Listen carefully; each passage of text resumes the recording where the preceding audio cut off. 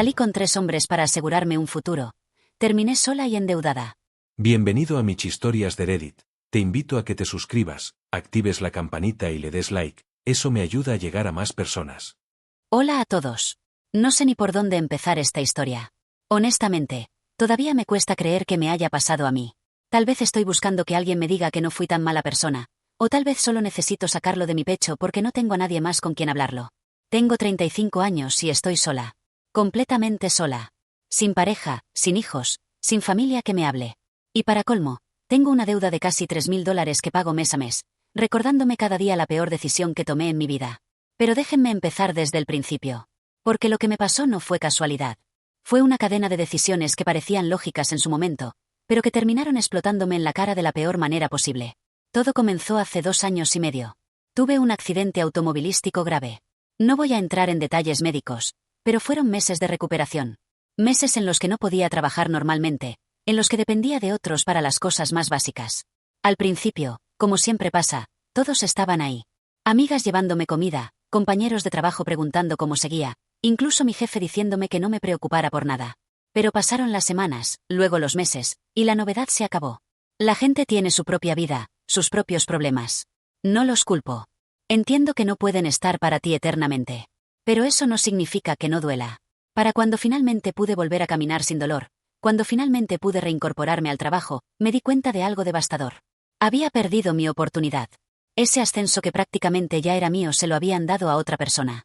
Esos proyectos importantes en los que estaba trabajando ya tenían nuevos líderes. Y las personas que yo consideraba mis amigas apenas me escribían. Me sentí invisible. Como si el accidente no solo hubiera dañado mi cuerpo, sino que también hubiera borrado mi lugar en el mundo. Mi familia no ayudó en nada. De hecho, empeoraron las cosas. Verán, antes del accidente yo había tomado decisiones que ellos no aprobaban. Había rechazado un trabajo en mi ciudad natal para quedarme en la capital. Había terminado una relación con un hombre que mi madre adoraba porque yo sabía que no era para mí. Y había decidido enfocarme en mi carrera antes que en formar familia. Para ellos, yo era egoísta. Cabeza dura. Orgullosa. Cuando tuve el accidente, vinieron al hospital. Cumplieron con su deber. Pero en sus ojos veía el reproche. Como si de alguna manera esto fuera mi castigo por no escucharlos. Poco a poco, las llamadas se espaciaron. Las visitas desaparecieron. Y cuando finalmente me recuperé, simplemente dejamos de hablarnos. No hubo una pelea grande. Solo un silencio que se fue haciendo permanente. Así que ahí estaba yo. 33 años recién cumplidos. Sola en mi departamento. Con una carrera que se había estancado. Sin amigos cercanos.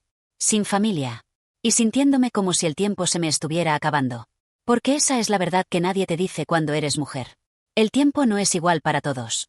A los 33 años, cada cumpleaños se siente como una cuenta regresiva. Cada vez que ves a alguien con un bebé, algo se retuerce dentro de ti. Cada vez que vas a una boda, te preguntas si alguna vez será tu turno. Yo había dedicado toda mi vida adulta a mi carrera. Había pensado que el amor, la familia, los hijos, todo eso vendría después. Que tenía tiempo. Que primero debía construir mi estabilidad económica, mi éxito profesional, y luego podría enfocarme en lo demás. Pero el accidente me hizo darme cuenta de algo aterrador. El tiempo no espera. Y si seguía posponiendo esto, un día despertaría y sería demasiado tarde. Así que tomé una decisión. Iba a encontrar pareja. Iba a tener un hijo. Y lo iba a hacer ya. Me descargué Bumble en una noche de insomnio. Estaba acostada en mi cama, mirando el techo, sintiendo ese vacío en el pecho que se había vuelto tan familiar. Y pensé, ¿qué estoy esperando? ¿A que alguien toque mi puerta por arte de magia? Así que tomé mi teléfono, me descargué la aplicación, y empecé a crear mi perfil. No voy a mentir. Fui estratégica. Elegí las mejores fotos que tenía. Escribí una bio que sonara interesante pero no desesperada. Puse que buscaba algo serio. Y empecé a deslizar. Los matches llegaron rápido. Demasiado rápido. En cuestión de días tenía conversaciones con al menos 20 hombres diferentes. Algunos claramente solo buscaban una noche. Otros eran aburridos. Pero 3 de ellos destacaron. Y aquí es donde cometí mi primer error. Bueno, el primero de muchos. Decidí no elegir. Decidí salir con los 3 al mismo tiempo. Sé lo que están pensando. Y sí, lo sé. Pero déjenme explicarles mi lógica en ese momento. Porque para mí tenía todo el sentido del mundo. Yo no podía arriesgarme a apostar todo por una sola persona y que no funcionara. No tenía tiempo para eso. Si salía con uno y después de 3 meses descubría que no era compatible, habría perdido 3 meses valiosos. Luego empezaría con otros 3 meses, y así sucesivamente.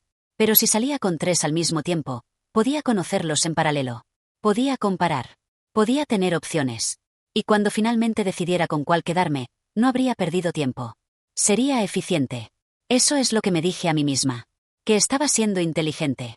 Práctica. Que estaba maximizando mis probabilidades de éxito. Lo que no me di cuenta entonces es que estaba tratando el amor como si fuera una estrategia de negocios. Y las personas no son proyectos que puedes gestionar en paralelo. Los 3 hombres eran diferentes entre sí. Muy diferentes. Y cada uno ofrecía algo que yo necesitaba. Al primero lo llamaré Mateo. Mateo era el paquete completo. 38 años, ingeniero industrial, con su propia casa, su auto, su vida resuelta. Era guapo de una manera clásica. Alto, cabello oscuro siempre bien peinado, se vestía con camisas planchadas incluso en salidas casuales. Desde la primera cita, Mateo dejó claro que buscaba algo serio. Me abrió la puerta del auto. Preguntó sobre mi familia, mi trabajo, mis sueños. Al final de la noche, me acompañó hasta la entrada de mi edificio y esperó a que entrara antes de irse. Era el tipo de hombre que aparece en las películas románticas. El tipo de hombre que cualquier mujer llevaría con orgullo a una reunión familiar. Cuando salía con Mateo, me sentía segura. Sentía que si me decidía por él, mi vida se ordenaría. Que finalmente tendría esa estabilidad que siempre había buscado.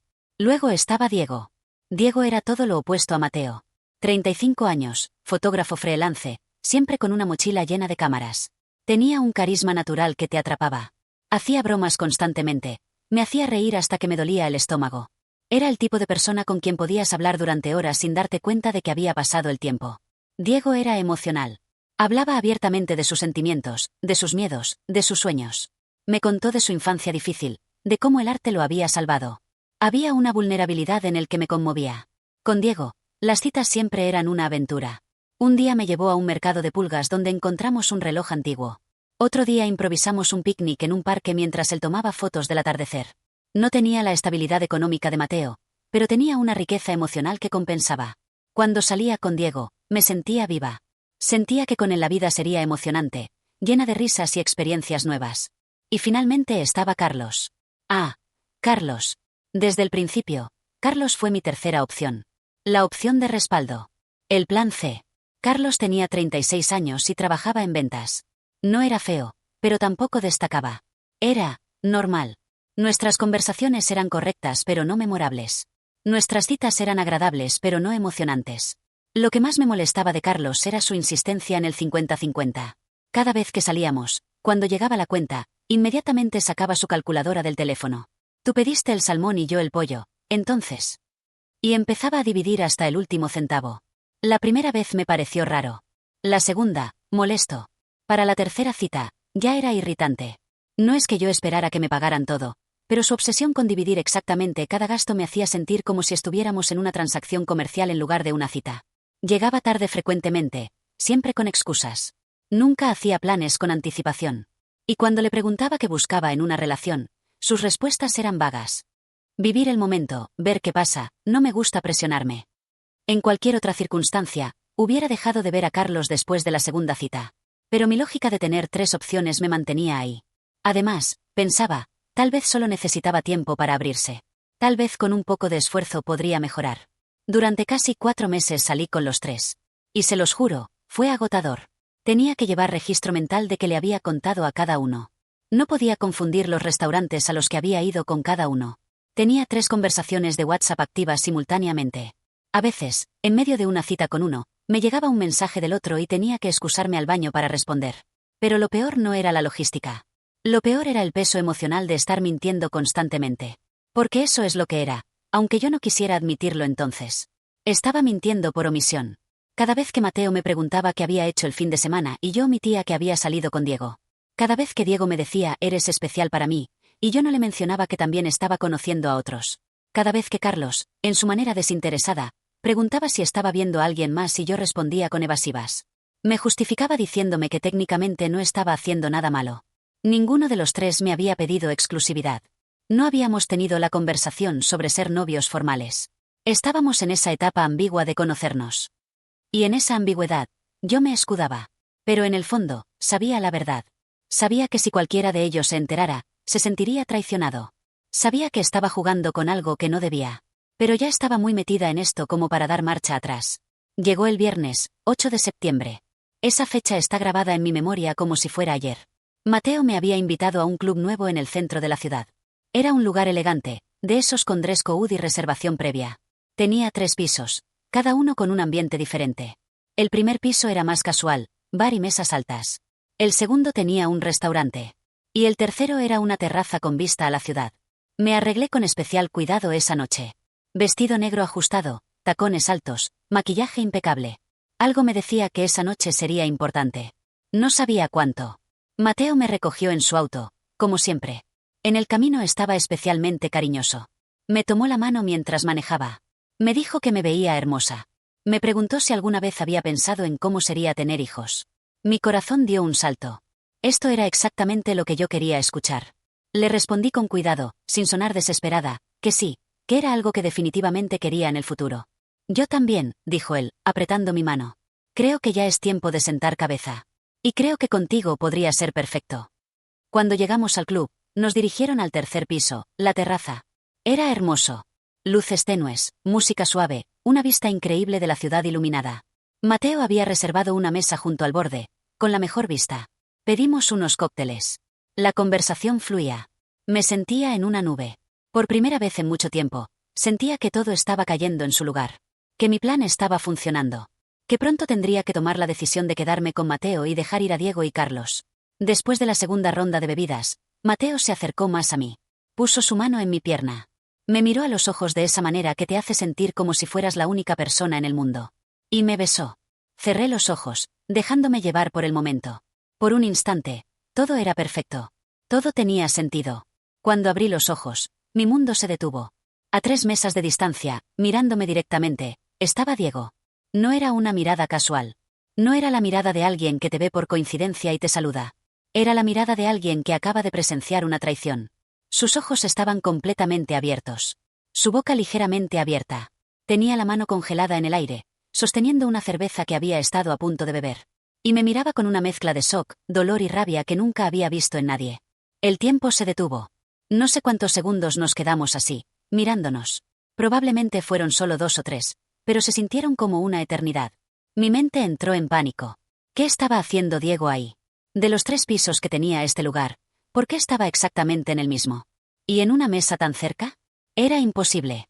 Era una probabilidad ridículamente baja. Pero ahí estaba.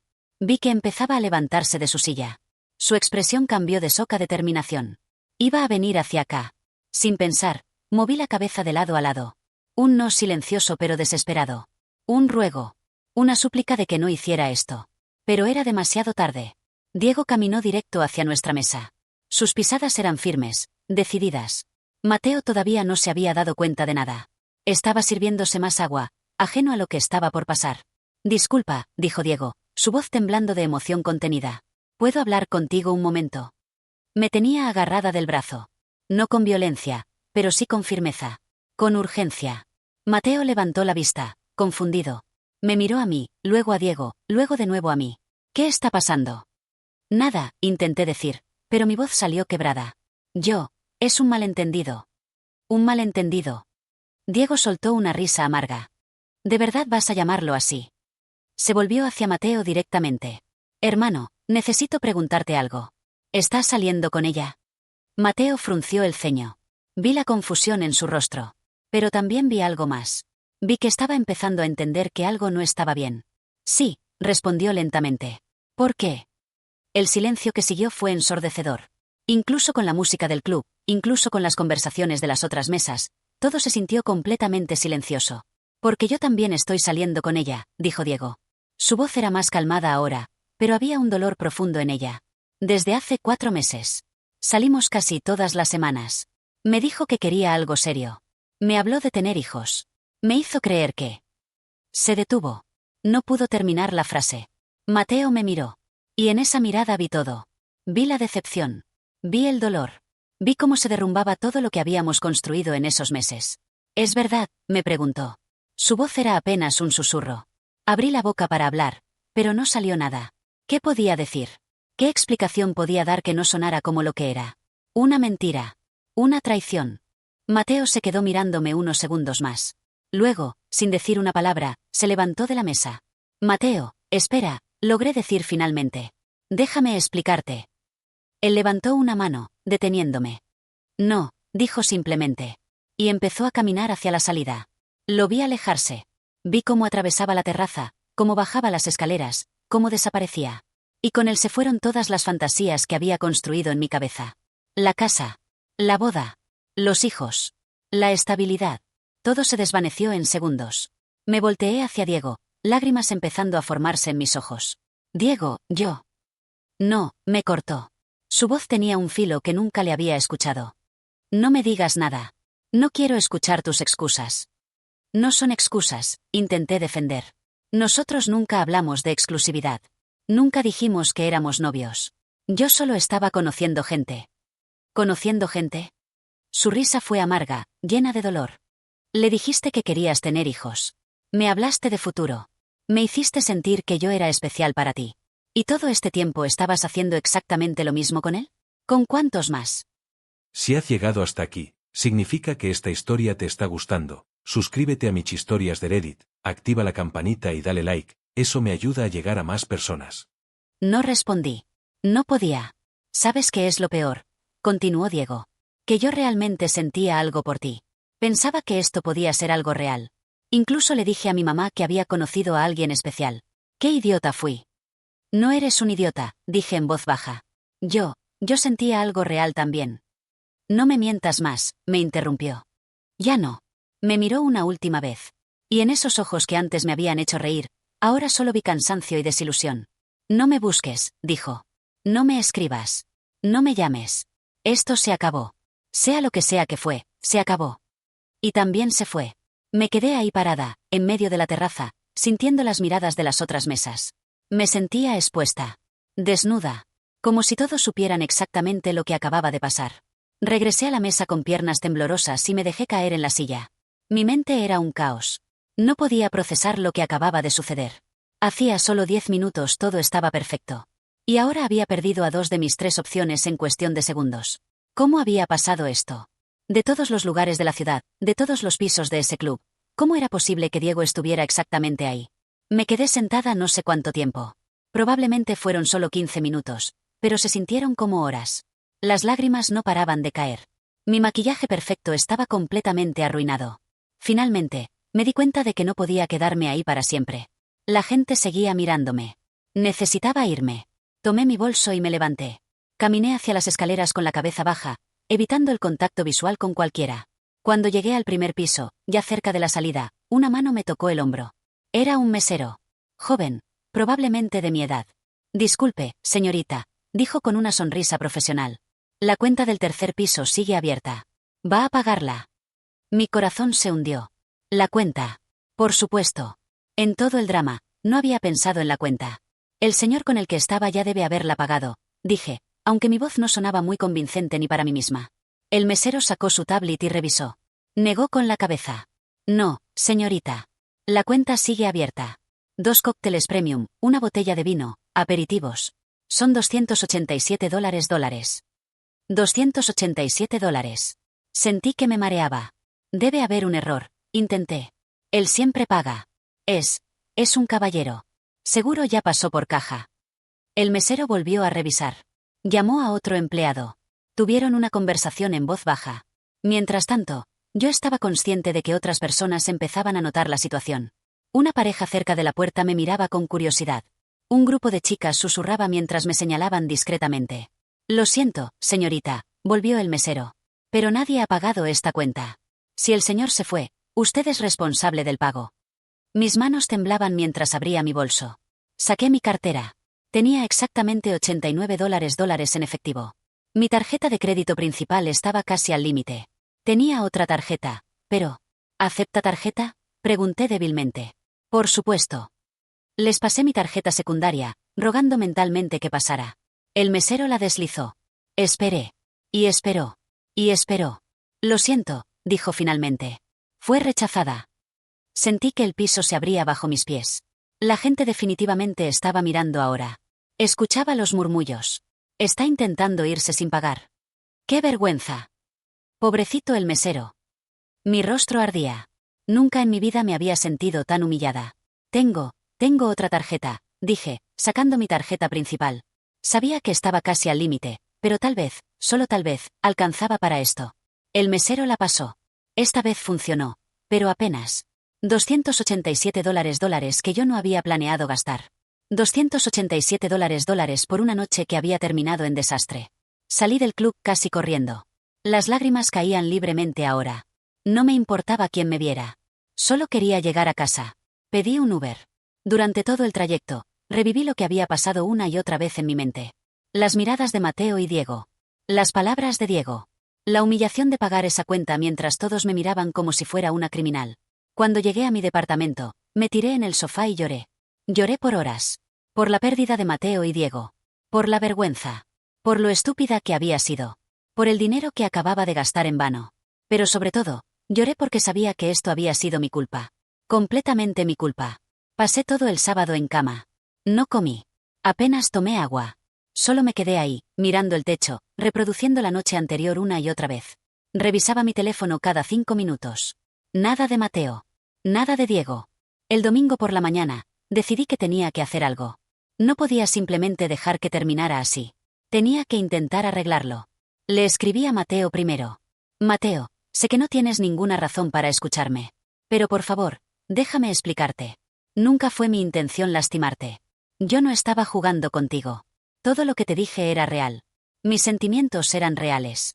Por favor, dame la oportunidad de explicarte las cosas en persona. Presioné enviar. Vi los 2 cheques grises. No se marcó como leído. Esperé 1 hora. Nada. Entonces le escribí a Diego. Diego, lo siento muchísimo. Tienes todo el derecho de estar furioso conmigo. Lo que pasó fue horrible y entiendo perfectamente si no quieres volver a saber de mí. Pero quiero que sepas que lo que sentí contigo fue real. Las risas, las conversaciones, todo. Eso no fue mentira. Cometí un error terrible en cómo manejé las cosas, pero mis sentimientos hacia ti no fueron una mentira. Si alguna vez puedes perdonarme, o al menos darme la oportunidad de explicarme, te lo agradeceré toda la vida. 2 cheques grises también. No leído. Pasaron las horas. Luego todo el día. Luego llegó el lunes. Nada. Para el martes por la noche, tuve que aceptar la realidad. Mateo y Diego no iban a responder. Los había perdido. Y no había vuelta atrás. Esa noche, acostada en mi cama en la oscuridad, hice algo que nunca pensé que haría. Algo de lo que todavía me avergüenzo. Saqué mi teléfono y abrí la conversación con Carlos. Carlos. Mi plan C. El que siempre había sido mi última opción. El que dividía las cuentas hasta el último centavo. El que llegaba tarde. El que nunca hacía planes interesantes. Pero era lo único que me quedaba. Oye, le escribí. ¿Tienes planes el viernes? Me gustaría verte. Respondió al día siguiente. Claro. ¿A dónde? Y ahí cometí mi segundo gran error. Bueno, el segundo de los grandes. Porque ya había cometido muchos pequeños errores que me habían llevado hasta este punto. Decidí que iba a presionar a Carlos. Iba a forzar la situación. Lo iba a llevar a un restaurante elegante y lo iba a confrontar sobre su actitud desinteresada. Lo iba a hacer comprometerse o lo iba a dejar ir. La lógica retorcida de mi mente era esta. Si ya había perdido a las 2 mejores opciones, al menos podía intentar convertir a la tercera opción en algo decente. Podía darle un ultimátum. Podía hacerlo ver que necesitaba esforzarse más si quería estar conmigo. Porque en mi mente, incluso después de todo lo que había pasado, yo seguía siendo el premio. Yo seguía siendo quien decidía. Yo seguía teniendo el poder. ¡Qué equivocada estaba! Le dije a Carlos que nos viéramos el viernes en un restaurante italiano en la zona rosa. No era el lugar más caro de la ciudad, pero definitivamente era elegante. Manteles blancos, velas en las mesas, sommelier. El tipo de lugar donde una cuenta para 2 fácilmente supera los $200. Carlos aceptó sin hacer preguntas, lo cual me sorprendió. Normalmente siempre tenía algún comentario sobre los lugares que yo sugería. No es muy caro. No hay algo más casual.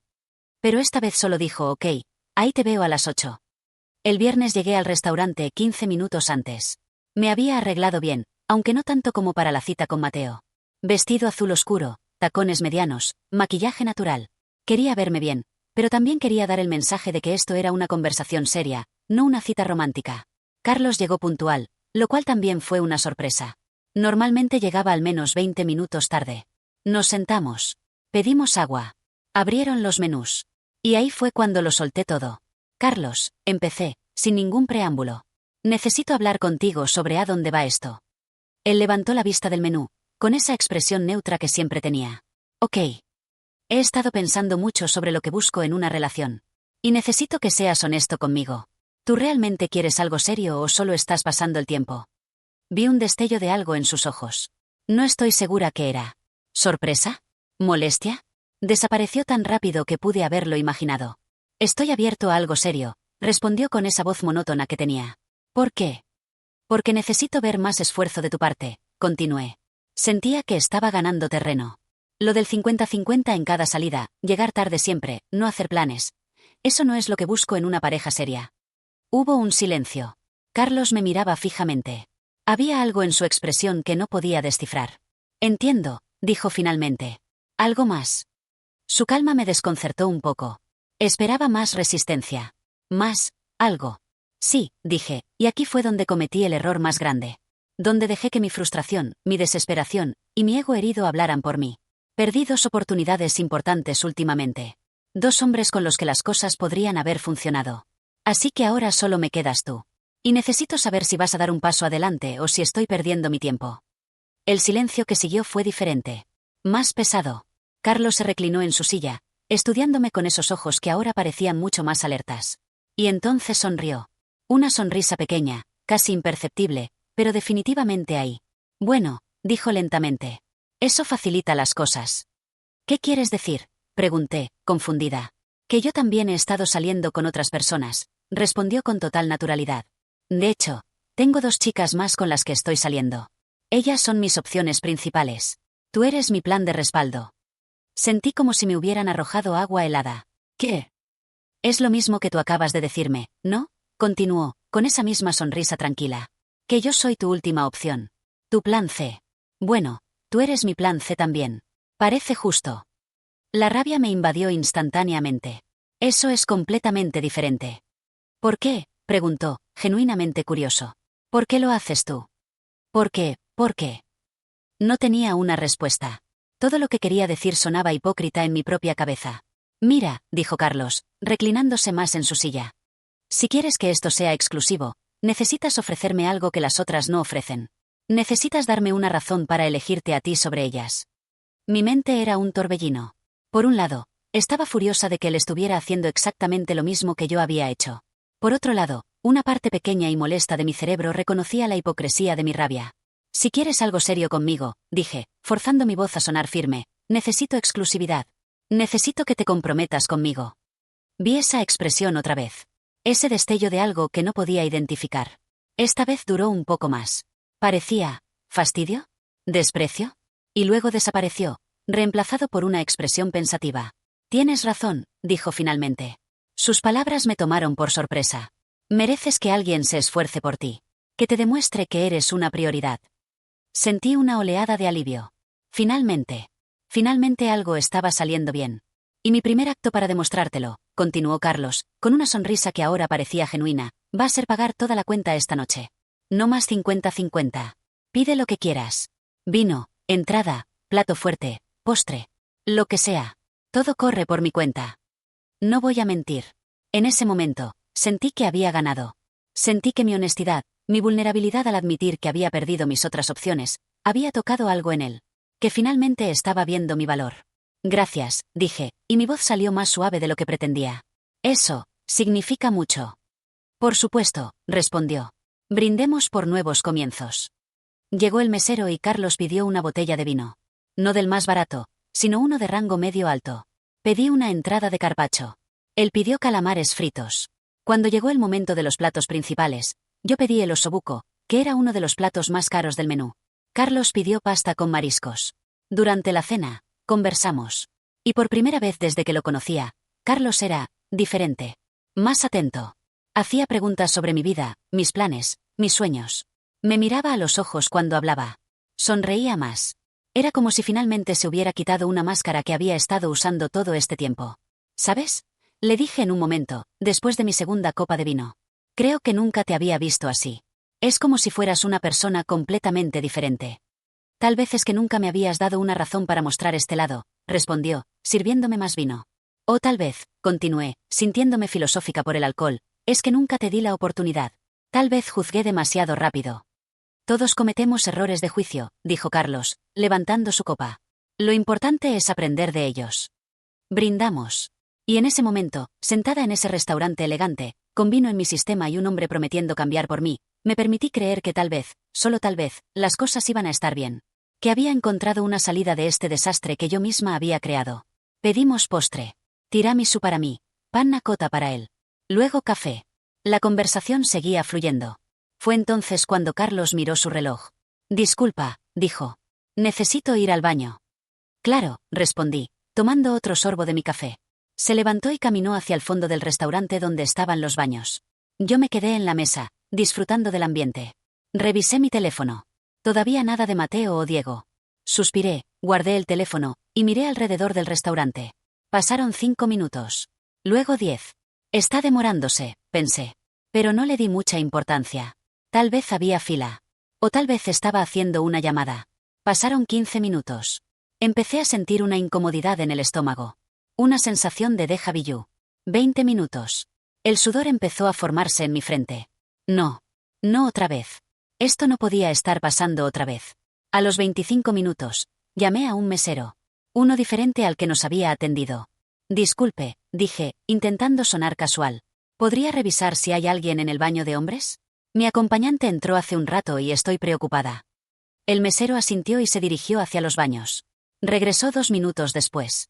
No hay nadie ahí, señorita, dijo. Mi corazón se detuvo. ¿Qué? El baño está vacío. Su acompañante tal vez salió a fumar. No, no fuma, murmuré. El mesero me miró con una expresión que claramente decía que había visto esta situación antes. ¿Desea que revise si ya se retiró del restaurante? No podía hablar. Solo asentí. Volvió unos minutos después con nuestro mesero original. Y en el rostro de nuestro mesero vi confirmación de mis peores miedos. Señorita, dijo con cuidado. El señor se retiró hace aproximadamente 20 minutos. Indicó que usted se haría cargo de la cuenta. El restaurante empezó a dar vueltas. No podía ser real. Esto no podía estar pasándome otra vez. No, susurré. Él dijo que iba a pagar todo. Lo siento mucho, señorita. Pero la cuenta está a su nombre. ¿Desea que la traiga? Asentí mecánicamente, aunque cada fibra de mi ser quería levantarse y correr. Pero recordé la humillación de la semana pasada. Las miradas. Los susurros. No podía pasar por eso otra vez. El mesero regresó con una carpeta negra. La abrió frente a mí. $342.50. Mis ojos recorrieron la lista. El carpaccio. Los calamares. El ossobuco. La pasta. El vino. El tiramisú. La panna cotta. 2 cafés. Y al final, agregado apenas 15 minutos antes, otra botella de vino. Una que yo no recordaba haber pedido. Una que Carlos debía haber pedido justo antes de ir al baño. Esta botella de vino, dije, señalándola con mano temblorosa. Yo no la pedí. El señor la pidió, señorita. Dijo que era para llevar. La agregó a la cuenta antes de retirarse. Carlos había pedido una botella de vino para llevar. Y la había agregado a mi cuenta. Justo antes de desaparecer. Sentí náuseas. Literalmente. Tuve que tomar un sorbo de agua para no vomitar ahí mismo. Saqué mi cartera con manos temblorosas. Ya sabía que mis tarjetas no tenían suficiente límite. La del viernes pasado seguía casi al tope. La otra estaba en su límite también. ¿Tienen plan de pagos? Pregunté débilmente. El mesero negó con la cabeza. Lo siento, señorita.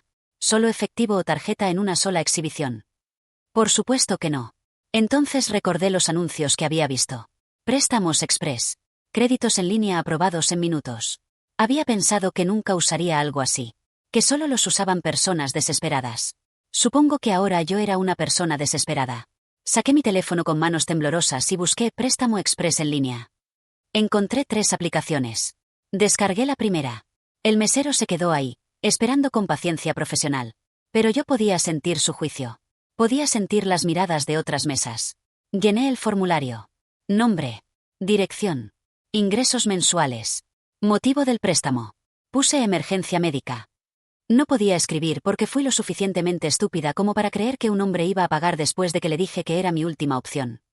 Envié la solicitud. Evaluando tu perfil crediticio, decía la pantalla. Una barra de carga avanzaba dolorosamente despacio. ¿Todo bien, señorita?, preguntó el mesero. Sí, solo, dame un minuto. La barra llegó al 100%. Aprobado. Crédito de hasta $500 disponible en tu cuenta en 2 minutos.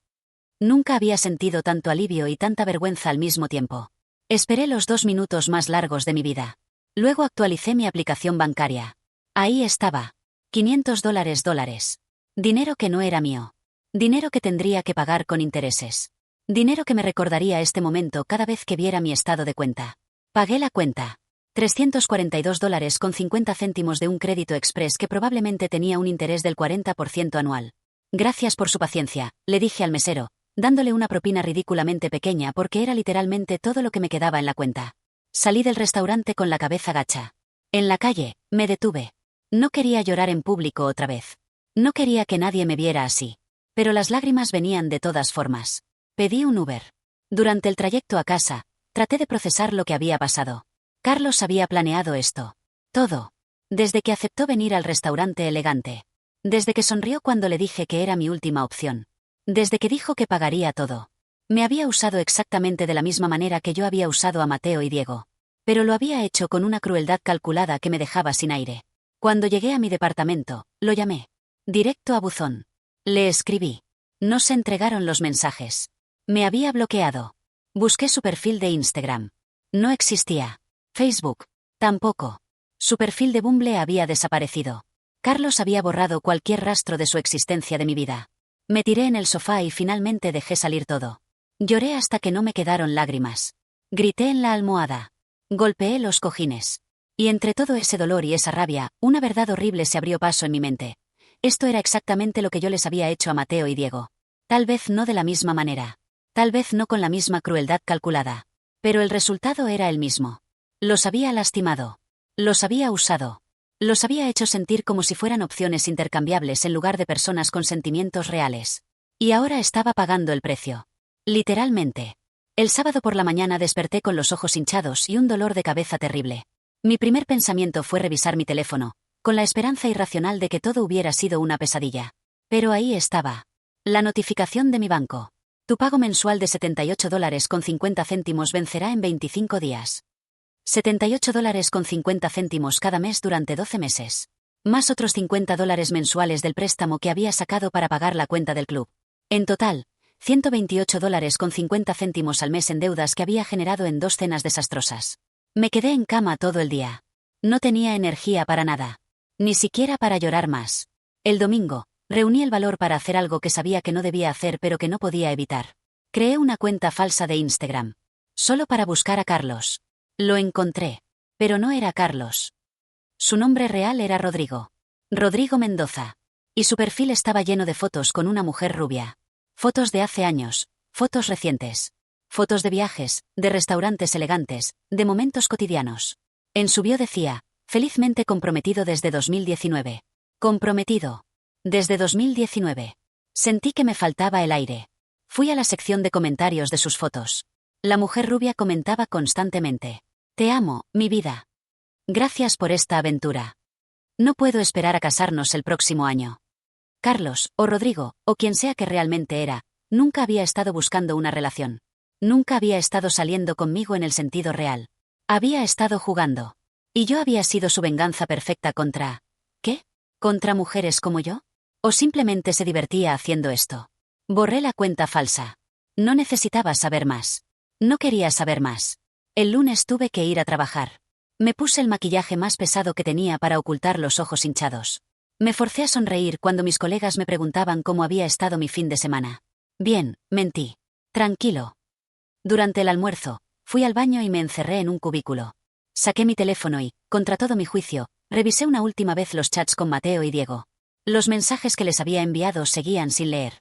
Una semana después, escribí un último mensaje a cada uno. No esperaba respuesta.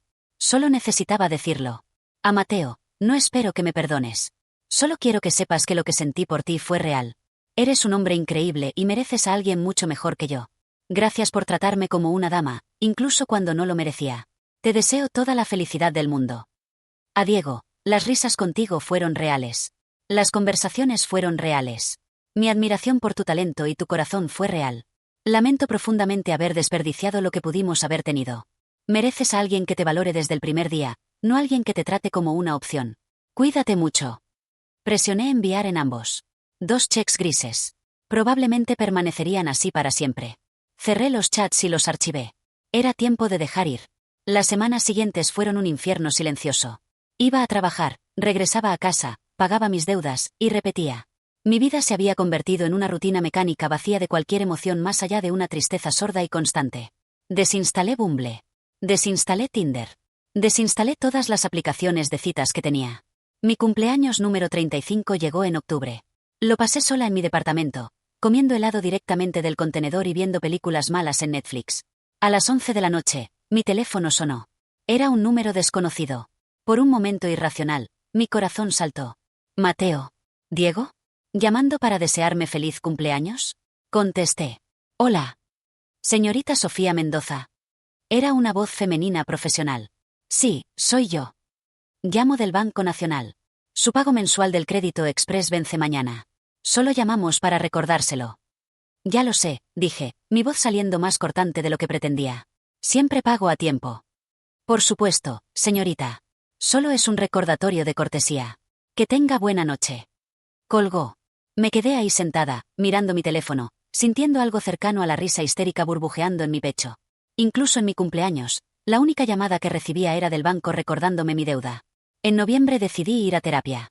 No porque quisiera, sino porque claramente lo necesitaba. Mi primera sesión fue incómoda. Mi terapeuta, una mujer de unos 50 años llamada doctora Ramírez, me pidió que le contara que me había llevado a buscar ayuda. Le conté todo. Las 3 opciones. Mateo. Diego. Carlos. Las 2 cenas. Las deudas. Todo. Esperaba juicio. Esperaba que me dijera lo terrible que había sido. En cambio, me hizo preguntas. ¿Por qué sentías que necesitabas 3 opciones? ¿Por qué no podía arriesgarme a quedarme sin ninguna? ¿Y por qué sentías que si te quedabas sin ninguna, eso sería catastrófico? Abrí la boca para responder y me di cuenta de que no tenía una respuesta real. O más bien, tenía demasiadas respuestas. El accidente. La familia que se alejó. La presión del reloj biológico. El miedo a quedarme sola para siempre. Tenía miedo, admití finalmente, y mi voz se quebró. Tenía tanto miedo de terminar sola que hice exactamente las cosas que garantizarían que terminaría sola. La doctora Ramírez asintió. El miedo nos hace tomar decisiones desde un lugar de escasez en lugar de abundancia. Cuando operamos desde la escasez, tratamos a las personas como recursos a asegurar en lugar de seres humanos con los que conectar. Tenía razón.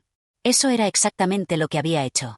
Había tratado a Mateo, Diego y hasta a Carlos como recursos. Como soluciones a mi problema. No como personas. Para diciembre, había pagado la mitad de mis deudas. Todavía me quedaban 6 meses más, pero al menos veía el final del túnel. Mi vida era diferente ahora. Más tranquila. Más solitaria. Pero también más honesta. Había dejado de buscar activamente una pareja. Había dejado de sentir pánico cada vez que pensaba en mi edad o mi reloj biológico. En lugar de eso, me enfoqué en otras cosas. En mi trabajo, donde finalmente había recibido un aumento después de meses de esfuerzo. En mi salud, empezando a ir al gimnasio regularmente. En nuevos hobbies, inscribiéndome a clases de cerámica los sábados. No era la vida que había planeado. No tenía la pareja, ni la casa, ni los hijos que había imaginado a esta edad. Pero era mi vida. Y por primera vez en mucho tiempo, sentía que la estaba viviendo con integridad. Hoy es diciembre de 2022. Han pasado 3 meses desde la cena con Carlos. Han pasado 3 meses y medio desde la noche en el club. El otro día me crucé con una publicación en Instagram. Era de una amiga, así que apareció en mi feed. Era una foto de compromiso. Era Mateo. Con una mujer hermosa, morena, sonriendo a la cámara mientras mostraba su anillo de compromiso. El caption decía, dije que sí al amor de mi vida. No puedo esperar para pasar el resto de mis días contigo. Los comentarios estaban llenos de felicitaciones. ¡Qué hermosa pareja! Por fin encontró a alguien que lo merece. Se nota que están enamorados. Sentí una punzada en el pecho. No era celos exactamente. Era más como nostalgia por algo que nunca realmente tuve. Me di cuenta de algo mientras miraba esa foto. Mateo había seguido adelante. Había encontrado a alguien que lo valoraba. Alguien que no lo trataba como una opción entre varias. Y yo seguía aquí. Todavía pagando por mis errores. Literal y figuradamente. No busqué información sobre Diego. No necesitaba saberlo. Estoy segura de que él también está bien. Probablemente mejor sin mí. En cuanto a Carlos, o Rodrigo, o quien sea, espero que su prometida nunca descubra el tipo de persona que realmente es. O tal vez ya lo sabe. Tal vez ella es igual que él. Tal vez se merecen el uno al otro. A veces pienso en qué habría pasado si esa noche en el club, Diego no hubiera estado ahí. Si se hubiera sentado en cualquiera de los otros 2 pisos, o si hubiera elegido otro lugar completamente. ¿Habría seguido jugando con 3 hombres? ¿Cuánto tiempo más habría continuado? Probablemente hasta que eventualmente me descubrieran de todas formas. Porque estos esquemas siempre colapsan. Siempre. He aprendido algo en estos meses. Algo que debía haber sabido desde el principio, pero que tuve que aprender de la manera más dolorosa. No puedes construir un futuro sobre mentiras. No puedes encontrar el amor tratando a las personas como opciones intercambiables en un menú. No puedes tener una relación real cuando estás más enfocada en tener un plan de respaldo que en conectar genuinamente con alguien. Y lo más importante, el miedo no es una buena razón para tomar decisiones. Especialmente decisiones que afectan a otras personas. Tengo 35 años ahora.